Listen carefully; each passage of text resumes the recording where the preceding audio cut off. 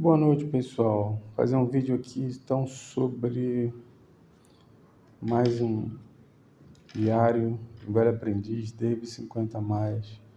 Falar sobre os arrays ou arrays. Então aqui a gente tem uma definição semântica, como se fosse uma lógica de programação em língua portuguesa, português brasileiro. O pessoal usa até alguns programas que são chamados de Portugal, uma lógica de programação utilizando o português brasileiro sem um código de programação propriamente dito. Então, a definição de arrays ou arrays, estruturas de dados que consistem em itens de dados relacionados do mesmo tipo. Então, essa estrutura de dados também a gente pode chamar de conjuntos, itens de dados relacionados ao mesmo tipo, a gente pode chamar de elementos. Então aqui a gente já tem também um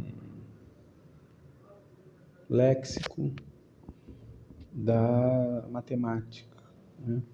E eu até fiz um post sobre isso, sobre a teoria de conjuntos, como a ciência da computação, a disciplina de desenvolvimento de sistemas está impregnada da teoria de conjuntos, da lógica matemática, não ensina novidade para ninguém.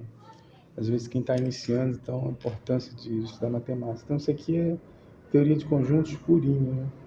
Itens, elementos de um mesmo tipo, né? mesmo tipo de dados.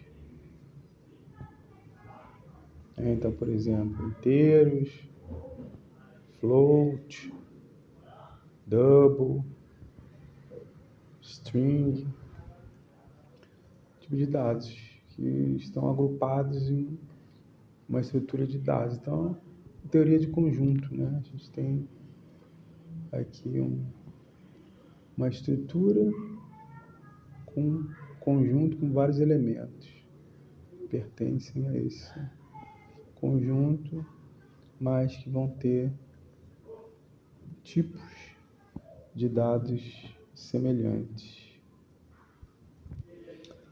Então, aqui, tudo isso aqui são anotações aqui sobre os arrays, né? Então aqui duas maneiras de você criar os arrays, né? O array pode ser unidirecional, que é chamado de vetor, né? Tá aqui, vetor, array unidirecional, matriz multidimensional. Então aqui os colchetes, você tem o primeiro par de colchetes representando a linha e o segundo par de colchetes representando uma coluna.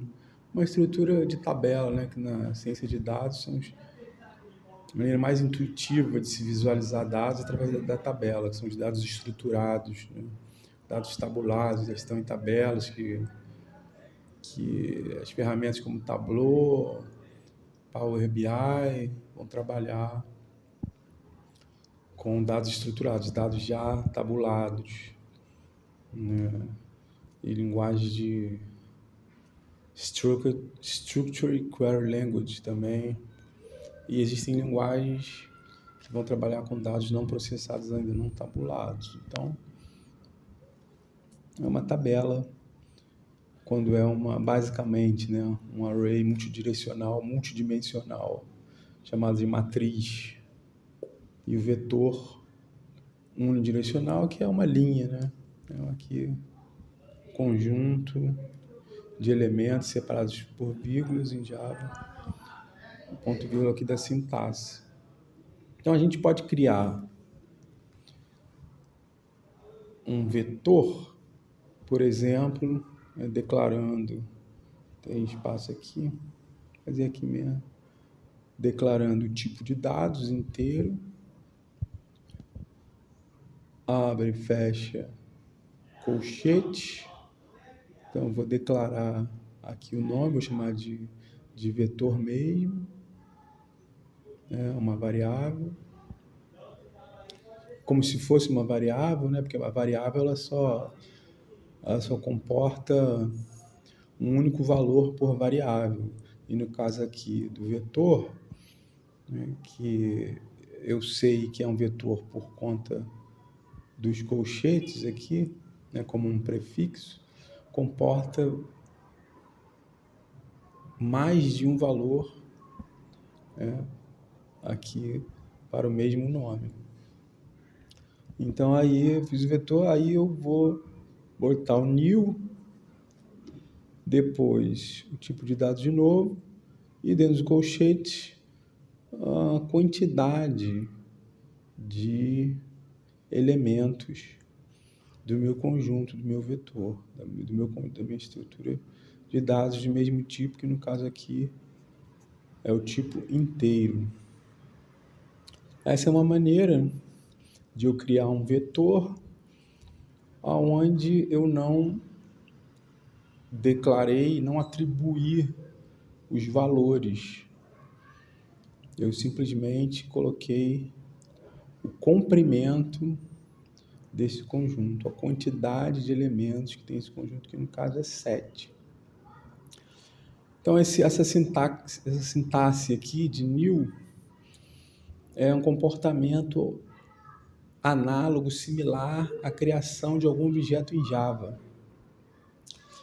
O vetor não é considerado tecnicamente um objeto, nem a matriz, mas ele pode se comportar em alguns casos, como nesse caso, como um objeto. Então, para você criar um vetor dessa maneira, sem atribuir valores a ele, você tem que usar essa sintaxe como se estivesse criando um objeto em Java, como a gente sabe, precisa dessa sintaxe do new, como por exemplo, então um exemplo aqui, a gente já sabe, quando usar import java.util, né, um pacote, bibliotecas, scanner, né? Então eu estou aqui importando aqui para minha área de trabalho, o livro da minha IDE, esse pacote de bibliotecas de Java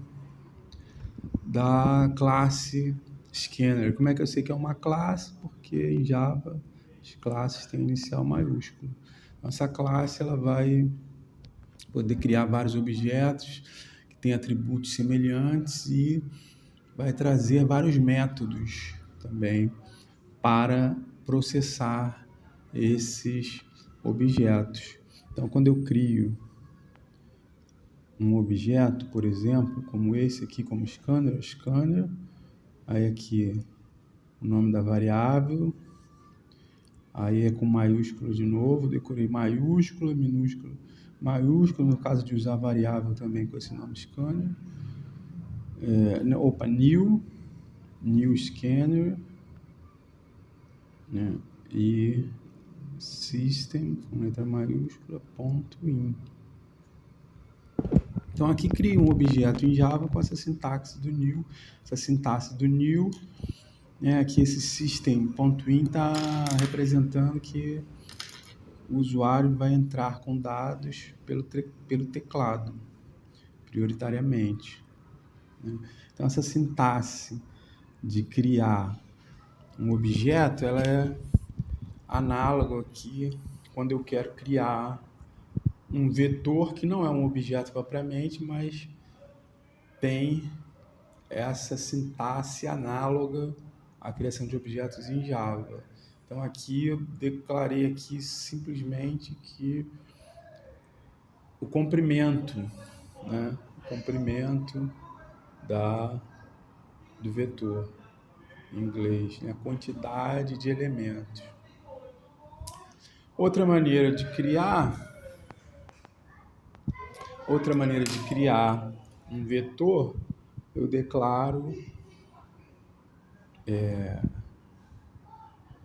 aqui tipo de dados, colchete, né? Aí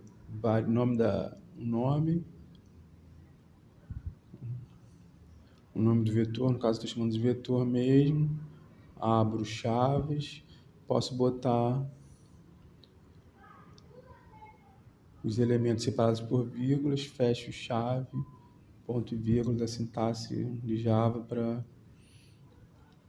simbolizar que eu estou terminando o comando ali, uma instrução.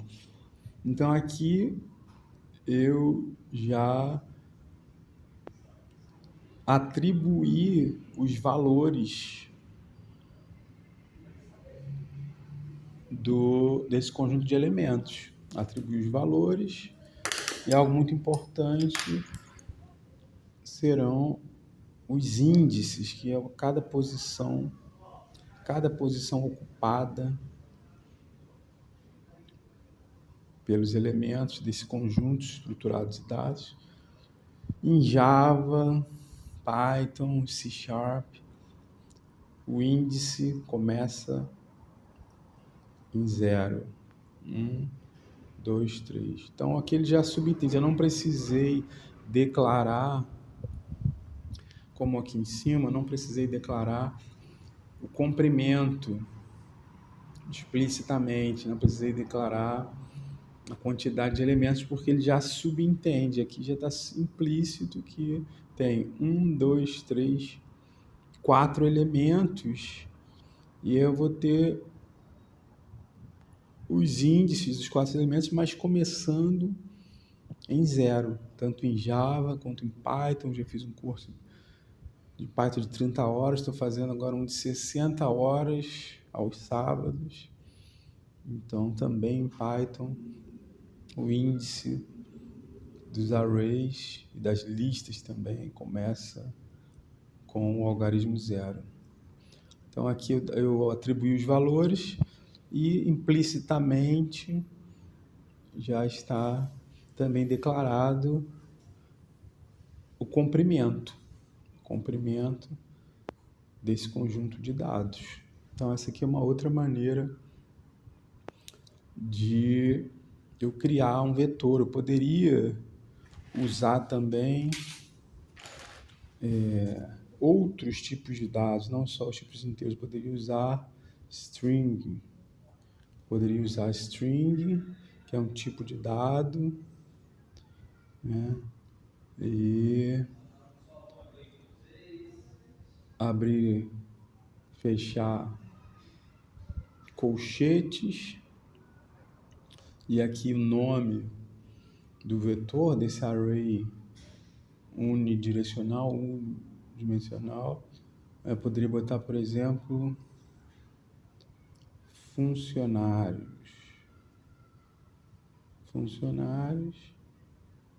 abro, fecho chave, já boto ponto e vírgula aqui dentro, entre aspas duplas e separados por vírgula, colocar o nome dos funcionários, entre aspas duplas separados por vírgula. Criei aqui um vetor. Poderia ser também float, mesma coisa, né? O nome de seu investimento de salário para seus colaboradores. E aí você vai botar aqui os valores separados por vírgula de float. É um investimento que você faz, não é uma despesa, né? Salário de colaborador é um investimento. Colocaria ali em float. Double também poderia ser em double. Aqui, por exemplo, quero botar aqui, né, faturamento subsidiários. Double. Então, por exemplo, eu estou criando um ecossistema de empresas, de startups, na estrutura de holding, com várias subsidiárias. Quero ter um faturamento de 7 dígitos em vários projetos dessas subsidiárias, 7 dígitos, faturamentos de 7 dígitos na holding, precisar usar o double, tipo de dado double, que comporta uma escala numérica maior do que o float, por exemplo. Então, o array unidirecional, também conhecido como vetor, comporta os tipos de dados de Java. Lembra que string não é um tipo primitivo.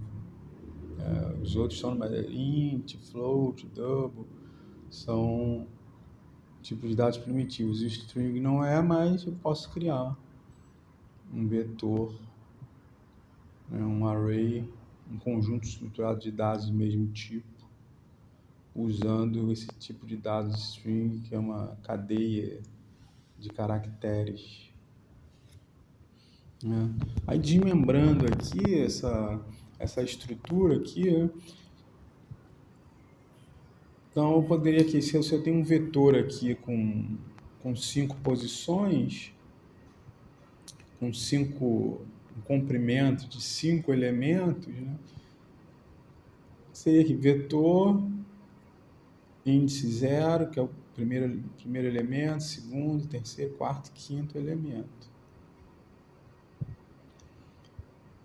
Só que, justamente pelo vetor ter a característica de agrupar vários elementos, grande quantidade de elementos, a gente não usa essa maneira aqui individual, uma por uma, porque senão não faria sentido. Então, o objetivo do vetor é justamente você agrupar dados do mesmo tipo, uma grande quantidade, e otimizar isso, declarando aqui num único nome, aqui numa estrutura de dados única que comporta vários elementos do mesmo tipo. Então, mais para entender, para raciocinar, para uma lógica em português estruturado, a gente poderia pensar assim. Então, aqui os índices, entre colchetes, os números são os índices, a posição que ocupa o primeiro elemento desse conjunto de dados, está na posição 0, tanto em Java, quanto em C#, quanto em Python, começa com 0. Por isso, a gente vai ter também depois na estrutura for, quando a gente coloca que a iteração tem que ser menor do que o vetor ponto comprimento, o que está, esse segundo conjunto aqui da estrutura do for, que depois a gente vai ver. Tem um terceiro aqui, que seria I++, um incrementador. Tem uma estrutura aqui, por exemplo, I igual a 0. A iteração igual a 0. O que acontece aqui? O que está implícito aqui nessa lógica é que, justamente como começa em 0, então se eu tenho 5 elementos, então vai começar no 0. 0 é o primeiro, 1, 2, 3, 4. Foi sempre o último. Índice vai ser 4. Vai ser sempre o length e comprimento menos 1. Então, é sempre o comprimento, a quantidade de elementos que tem o vetor menos 1 que vai gerar essa lógica. Então, se eu tiver 7 elementos no vetor, vai começar do 0, o índice começa do 0, 1, 2, 3, 4, 5, 6. Para aqui, parando sempre menos 1 em relação à quantidade de elementos. Então, 1, 2, 3, 4, 5, 6, 7. Eu tenho 7 elementos. Quando começa do 0, vai ser sempre essa lógica, esse raciocínio matemático. Vai ser sempre o length, o comprimento, menos 1 por conta de que o índice começa em 0. Então, aqui, né, a iteração vai ser sempre que tem que ser menor do que o comprimento do vetor. Ele vai repetir, né, o número de vezes para contemplar a quantidade de elementos, que vai ser sempre um número que é essa quantidade menos 1, por conta de que o primeiro índice é 0. E aqui, a iteração igual a 0, também nessa lógica aqui, né, numa lógica do for, nessa lógica aqui local, pontual, esse 0 representa o índice 0. Então, ele vai repetir desde o índice 0 até o último índice, que vai ser sempre a quantidade menos 1. Então, ele vai... É isso que significa aqui essas duas primeiras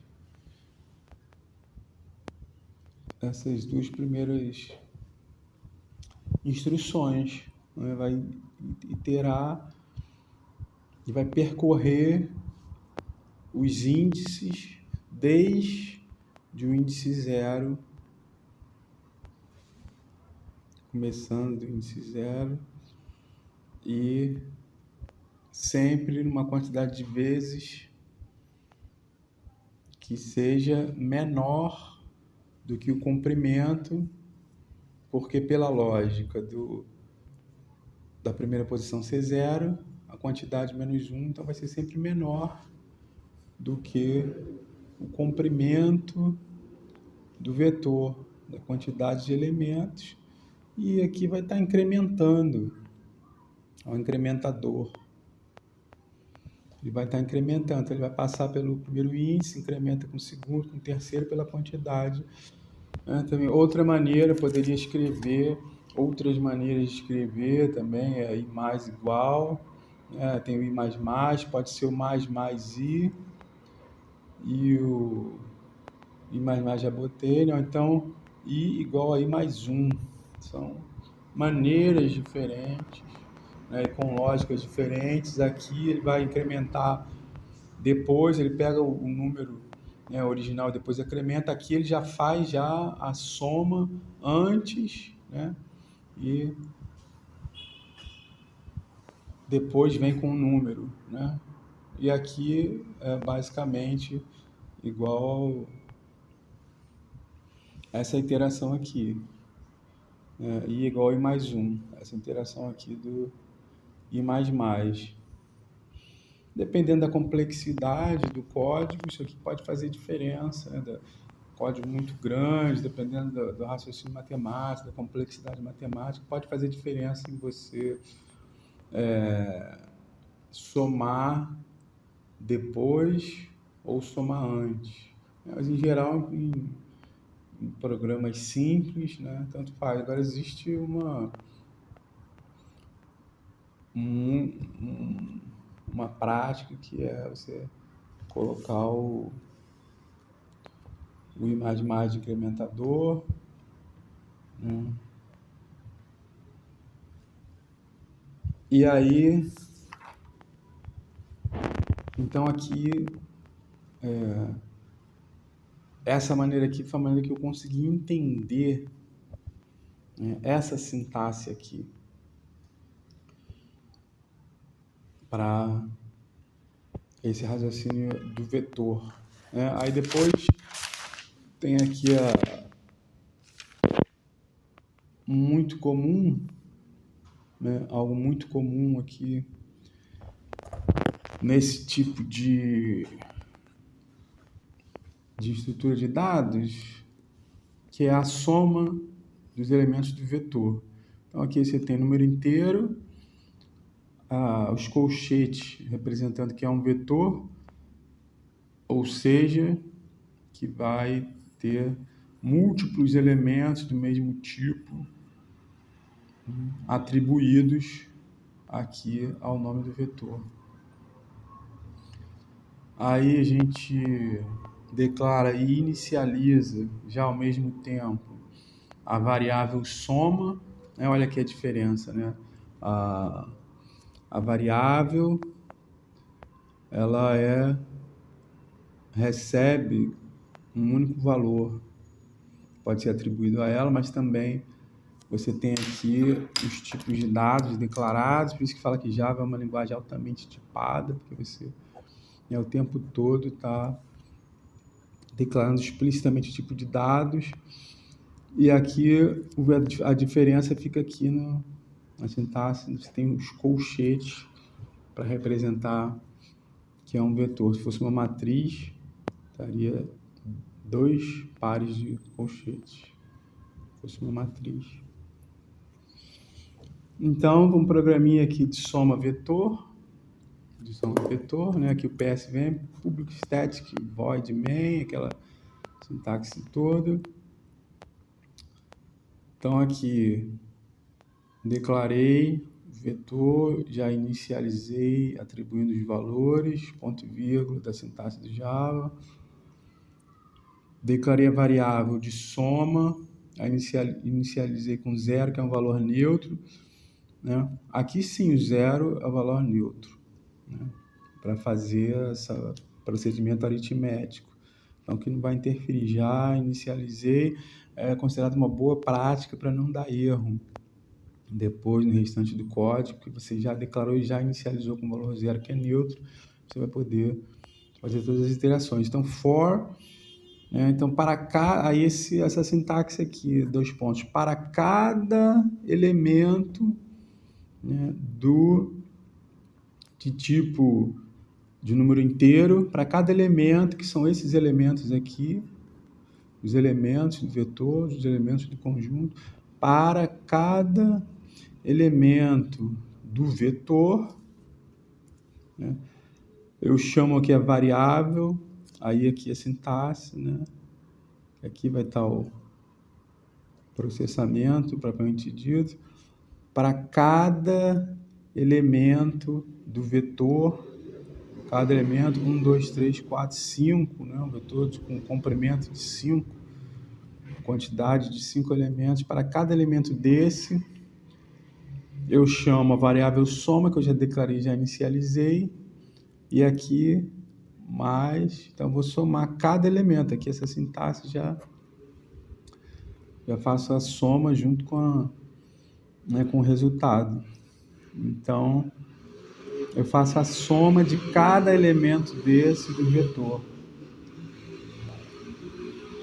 Salt, né, que é o system.out.println, abre parênteses, como é uma string, então, a soma dos elementos do vetor fechei aspas da string, botei o mais, aí chamei a variável soma.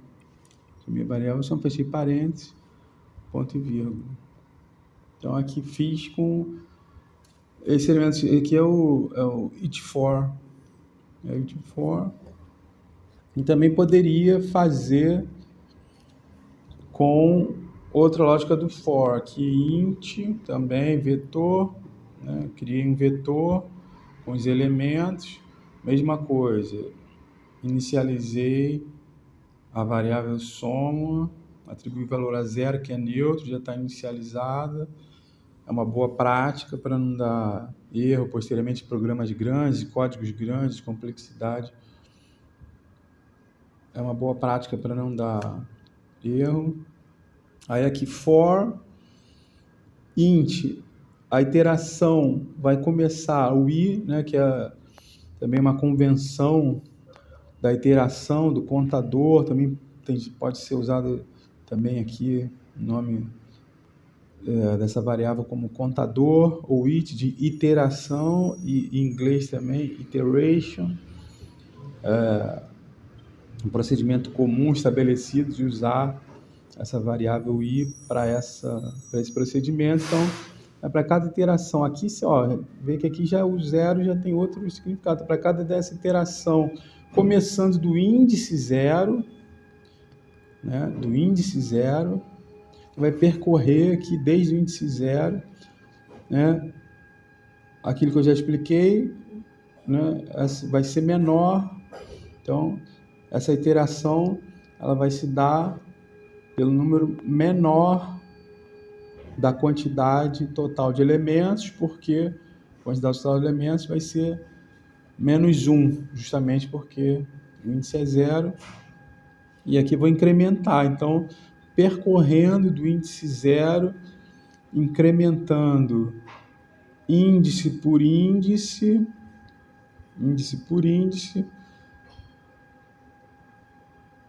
numa quantidade de vezes de iteração menor do que a quantidade total, que é aquela raciocínio length menos 1.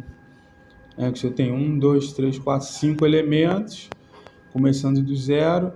Então, 1, 2, 3, 4, 5. Vai terminar aqui no índice 4, que se a quantidade é 5, começa do zero, vai diminuir 1. Abri aqui as chaves, já fechei a chave aqui embaixo, é a soma, né? Aqui já faz a soma com atribuição, com resultado, né? E aí o vetor com essa iteração aqui. Então a soma vai ser o resultado da soma de todo esse processo aqui de percorrer o vetor, incrementando e fazendo a operação matemática de soma. Aí system.out.println, abre parênteses, tal, todo aquele procedimento.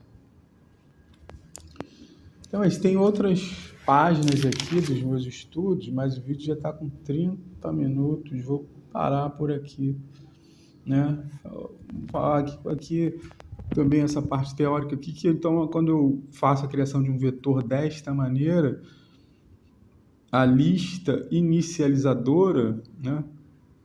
Não lista no sentido técnico, porque também existe, né, a lista, mas esse conjunto de elementos aqui, eu já inicializo o número de elementos e o valor para cada elemento, já declaro, já atribuo, né? Já atribuo aqui pelo sinal de igual aqui, já atribuo esses valores nos índices e especifico o número de elementos implicitamente, né? Na medida que o vetor tem essa característica que eu não posso, depois que eu crio um vetor, alterar, acrescentar ou tirar elementos, né? Então, é esse raciocínio, essa lógica, que também é um vetor para tirar um pouco aquele de chamar sempre, né, o vetor de vetor, posso chamar de A, né? Então, o número inteiro, A, é um conjunto de elementos do mesmo tipo.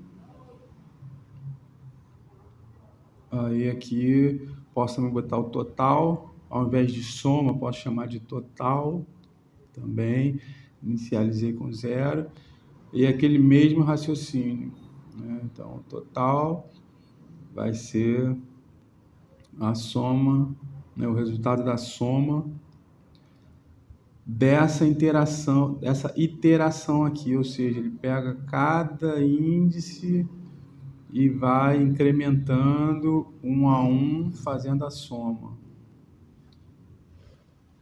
né? Depois o salt, que nas IDEs do tipo VS Code, IntelliJ, né, você digita lá salt, né, e aí depois ele já vai dar o tab, que ele já te retorna system.out.println.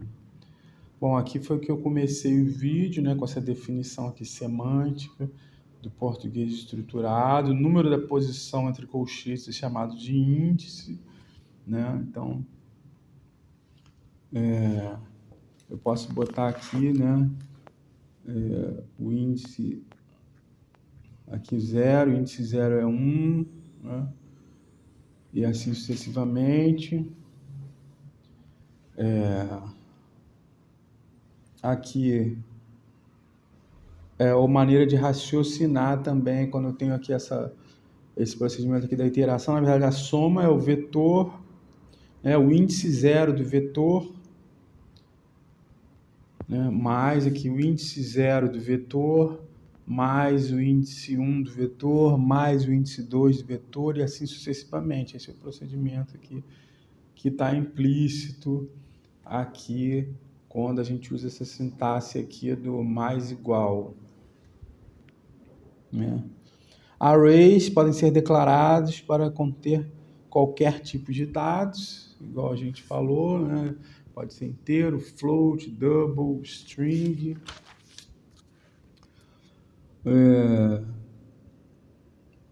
Aqui é uma repetição do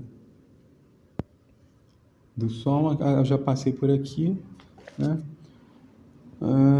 Basicamente é isso, né? Aqui, esse raciocínio aqui, né, dessa sintaxe, que quando eu boto a soma mais igual, né, e o vetor, e entre parênteses, a iteração, significa que este procedimento da soma percorre cada elemento, né,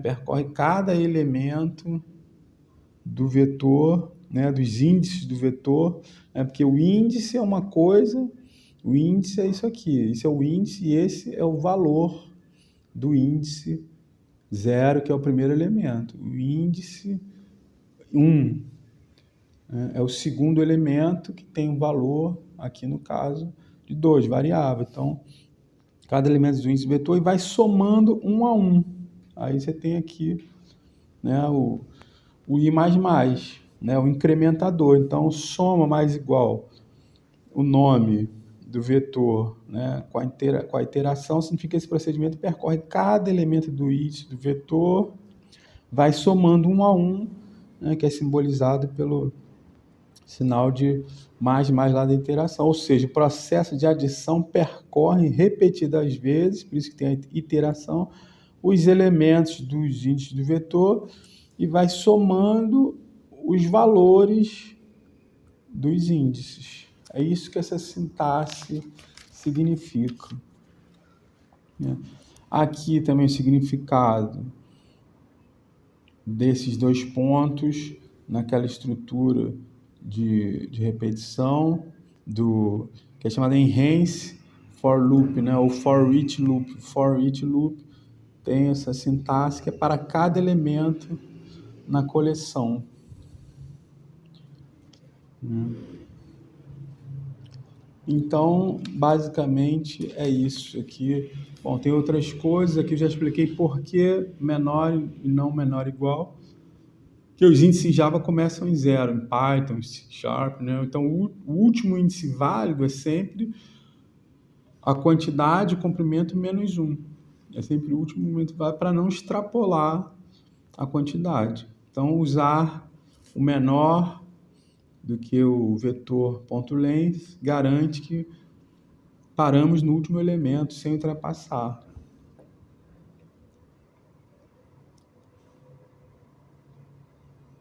Então, é isso aí. Aqui é um pouco, já passei por isso, né? I menor que vetor.length, né? Então, significa que a iteração vai se dar pelo comprimento, que é o número de elementos do vetor. Vetor.length retorna o número total de elementos do vetor. I menor que vetor.length garante que o loop continue enquanto o índice I for menor que o tamanho do vetor. O loop começa com I igual a 0, que é o primeiro índice do vetor. Esse 0 aqui, em determinados contextos, né, ele é o primeiro índice. Não é exatamente o algarismo 0 para fazer aritmética. Então, continua enquanto I for menor que o comprimento do vetor. E aqui incrementa I após cada iteração, que é o I++, né? Que poderia também ser I igual a I mais 1, poderia ser mais I, mais, igual a gente já comentou, né? Então, essa é a maneira que eu estou estudando, estou raciocinando, velho papel, caneta de várias cores, rabiscando. Antes de eu ir para a IDE, eu uso tanto a IntelliJ, gosto também do VS Code com as extensões habilitadas para Java, gosto do Replit também, que roda no browser, né? Gosto do Replit, então VS Code, IntelliJ, Replit também roda direto no browser sem instalar, sem nada. Tenho Notepad++, também, que é um bloco de notas de programação, você escolhe a linguagem, né, de programação. Então, estou praticando todos esses programas aqui, mas depois que eu saio do papel, rabiscando, né, usei muita coisa desse livro aqui, ó, Visual C Sharp, muita coisa aqui que eu sublinhei. Tá vendo que ele fala aqui várias coisas interessantes, né, ó, sublinhado. Aqui ele chama de arranjos, né? Ele chama os vetores de arranjos. Aí eu sublinhei aqui umas coisas. Aqui eu estudei bem esse livro aqui, desde falando sobre linguagem de programação orientada a objeto, né? E C Sharp tem umas coisas bem parecidas aqui com Java. Poxa, agora eu não consegui achar aqui o que eu queria. Mas, enfim. Eu tirei muita coisa desse livro aqui que está em C Sharp, né? Aqui, ó. Programadores da linguagem C Sharp costumam não usar o contador na forma I igual a I mais 1. Prefere a forma I mais igual. Essa forma aqui que a gente comentou, né? Aqui também uma coisa legal é que em Java, né, tem o system.out.println.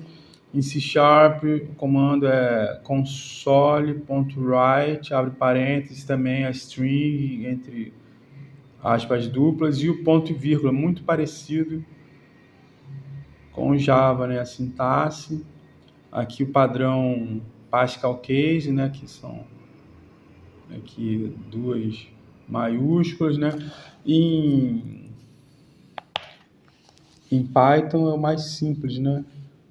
Em Python aqui é só botar o print, aí você abre aqui o parênteses, aspas duplas, não precisa de ponto final, ponto e vírgula, também não precisa declarar aqui o tipo que é string, né? Bem, sintaxe bem simples. Então usei muita coisa desse livro aqui. José Augusto NG Manzano, Visual C Sharp. Ele fala dessas estruturas, desses laços, fala, e bem parecido com Java, peguei a lógica daqui e transpus para o Java, estudando Python também, esse raciocínio também é usado, todos esses procedimentos são usados em Python também, peguei de Python que eu estou estudando e já fiz curso, e adaptando, comparando com Java. Então a metodologia é essa. Vi também bastante coisa de YouTube, usei inteligência artificial também para pegar a explicação, né, pegar as ideias. E como esse código é muito simples, a maioria me retornou o mesmo tipo de código para essa soma de vetores, mas conversei bastante, perguntei bastante, tirei todas as minhas dúvidas. Então, usei bastante inteligência artificial, ChatGPT, Copilot, Gemini, Claude também, que é uma excelente, que a pronúncia em francês, como eu tenho ouvido, Claude, excelente IA. Então, usei bastante inteligência artificial para estudar, para pegar exemplo, fazer perguntas, 2 ou 3 livros e quantidade de horas no YouTube também e rabiscando, né? Basicamente, esse assunto de vetor, fiquei basicamente em vetor. Ó. Deu aqui uma página, 2 páginas, 3 páginas, né? Aqui sobrou metade da página. Aqui pulou, aqui outra página, né? Outra página só de vetor, outra página só de vetor, outra de vetor, outra de vetor. Rabisquei bastante, escrevi definições ali, tal. É o meu método de estudo. Então, é isso aí, mais um episódio de Diário de um Aprendiz DEP 50+. Obrigado por você assistir aí até o final, deixe seu comentário.